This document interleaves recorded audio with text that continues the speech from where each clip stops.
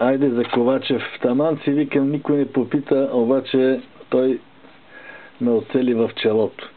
Ето ги необходимите материали. Тръбичка, подходящ размер, лист А4 употребляван, на който се навива кой както може, се навива стегнато този лист. Като задължително тук се залепва много добре и се оставя да изсъхне. Ето едно хубаво лепило, подходящо за случая, хубаво C200, което залепва и всичко стяга и тръбичката става твърда.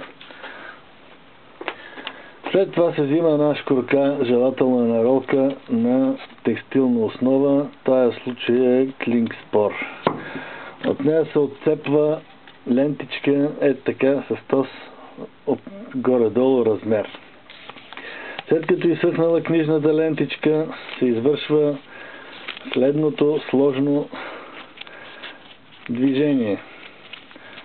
Намира се размера, в който ще се навие тази лента. Отпуска се края, взимат се приготвените за целта малък книжен скотч и се залепва единия край. Така, сега тук започваш да мажеш щателно с хубавото бяло лепило от целия текстил и започва едно просто навиване на дългото парче лента до края.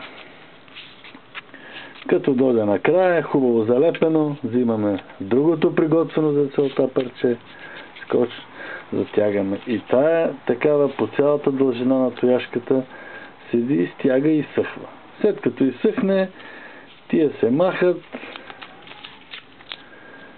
защото те са фанали и тръбата, и това цялото излиза заедно с хартията. Чакай за момент. И тая хартия, ето това представлява цялото нещо. Изсъхнало стегнато твърдо здраво и след това започва ония проблем с нарязването. С диамантченото дисче, кой как намери за добре, който измисли най-доброто да сподели. Айде, Никола, зарязвай всичко и почвай. Чао!